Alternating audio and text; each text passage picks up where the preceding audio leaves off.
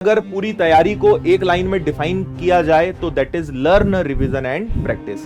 तो अगर आपने इन तीनों चीजों का बैलेंस कर लिया, क्योंकि मैंने देखा है बहुत सारे बच्चे इन तीनों चीजों को बैलेंस ही नहीं कर पाते, इन तीनों चीजों को संभाल ही नहीं पाते, कहीं ना कहीं कोई एक चूक करते हैं और उसका असर रिजल्ट पर पड़ता है, उसका असर सक्सेस पर पड़ता है। एक चीज जो सबसे ज्यादा टफ है, और अगर मुझे अपने इस भारत देश की कभी जिम्मेदारी दे दी जाए ना कि चलो सर आपके हिसाब से एजुकेशन सिस्टम में कुछ बदलाव करते हैं, आपके हिसाब से इस सिस्टम में कुछ चेंजेस लाते हैं, मैं सबसे पहले छोटे से बच्चे को ये चीज सिखाऊंगा कि जीवन में समस्याओं को झेलना कैसे है, जीवन में कोई भी प्रेशर हो, कोई भी टेंशन हो, उसको हैंडल कैसे करना है।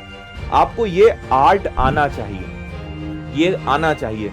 लोग सफल तो हो जाते हैं यार, पैसा कमाना बड़ी बात नहीं है ना, कोई गवर्नमेंट जॉब लेना बड़ी बात नहीं है, लेकिन अच्छा जीवन जीना, खुश रहकर जीना, ये बहुत कठिन काम है और लोगों को इस चीज की ट्रेनिंग्स हमें देनी चाहिए। हमारे सरकार की ये जिम्मेदारी होनी चाहिए, हमारे एजुकेशन सिस्टम का ये पार्ट होना चाहिए कि चीजों को, प्रेशर को, टेंशन को झेला कैसे जाए, क्योंकि ये जीवन भर चलना है।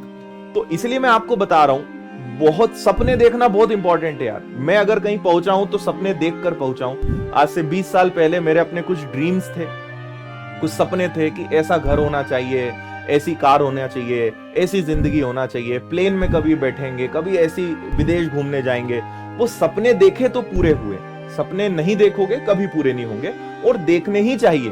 तो थोड़ा सा ना जीवन के प्रति नजरिया आपका ये होना चाहिए। इसलिए फिर से मैं अपनी बात कह रहा हूं कि जीवन में समस्याएं चलती रहेंगी, समस्याएं खत्म करने का एक ही इलाज है, या आपको अगर लगता है कि जीवन में समस्याएं कब खत्म होंगी तो वो आपके जाने के बाद ही होंगी। तो आप जीते जी इस दुनिया में किसी भी व्यक्ति को आप 100% लोगों को संतुष्ट कर नहीं सकते।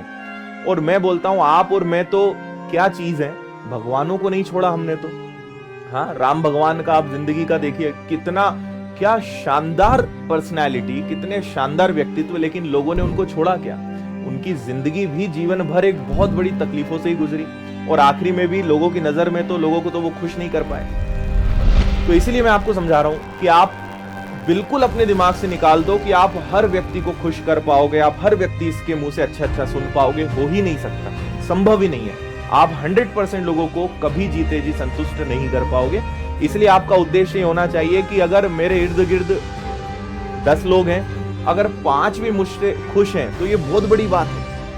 सफल लोगों के दुश्मन, सफल लोगों के आलोचक, सफल लोगों को क्रिटिसिज्म बहुत ज्यादा झेलना पड़ता है। आप किसी भी व्यक्ति को उठा के देख लीजिए जिसके अच्छी और बुरी बातें उपलब्ध ना हो, तो लोग किसी को नहीं छोड़ते। आपको ये चीज समझनी पड़ेगी।